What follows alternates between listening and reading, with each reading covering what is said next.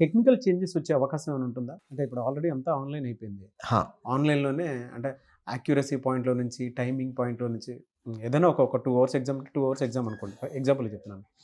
Technical parameters ఏమైనా change అయ్యేటువంటి అవకాశం ఉంటుందా? డెఫినెట్గా అండి. ఇప్పుడు కొన్ని ఎగ్జామ్స్ ఇంతకుముందు ఫస్ట్ ఆఫ్ ఆల్ ఇప్పుడున్నటువంటి ఎగ్జామ్స్ గతంలో అన్ని ఆఫ్లైన్ ఎగ్జామ్ అండి, అవును. పేపర్ బేస్డ్, ఓఎంఆర్ హ్మ్. బేస్డ్. హ్మ్. హ్మ్. తర్వాత ఒక్కొక్కటి ఆన్లైన్లోకి వస్తున్నాయి.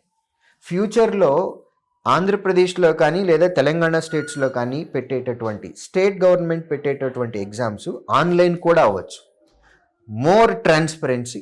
ఎందుకంటే ఆఫ్లైన్ పేపర్ అనుకోండి, క్వశ్చన్ పేపర్ సెట్ చేసిన దగ్గర నుంచి, ప్రింటింగ్ ప్రెస్లో ప్రింట్ అయిన దగ్గర నుంచి, ట్రాన్స్పోర్టేషన్లో ట్రాన్స్పోర్ట్ అయిన దగ్గర నుంచి, హబ్ నుంచి కాలేజ్ సెంటర్కి, ఎగ్జామ్ సెంటర్కి వెళ్ళినప్పుడు కానివ్వండి, ఈ చైన్ ప్రాసెస్లో ఎక్కడో ఒక చోట ఒక పేపర్ బయటకు వచ్చే ఛాన్స్ ఉంది. కంప్యూటర్లోంచి కూడా బయటకు రావచ్చు. హ్మ్. ఆఫ్లైన్ పెడితే పేపర్ లీక్కి ఇన్ని చోట్ల ప్రాబబిలిటీ ఉంది పేపర్ లీక్ అవటానికి. హ్మ్. ఆన్లైన్ ఎగ్జామ్ అనుకోండి, 10 o'clockకి మీ ఎగ్జామ్ అయితే కరెక్ట్గా సర్వర్ అనేది క్లయింట్కి అంటే సిస్టమ్కి ఎగ్జాక్ట్ 10 o'clockకి క్వశ్చన్ పంపిస్తుంది. 11 o'clockకి మీరు సబ్మిట్ అయిపోతుంది ఎగ్జామ్. ఆ పేపర్ ఎక్కడుంది, ఎవరి దగ్గర ఉంది అనేది హ్యూమన్ ఇంటరాక్షన్ ఎక్కడా లేదు దీనిలో, మొత్తం అంతా సర్వర్లో ఉండిపోతుంది. హ్మ్.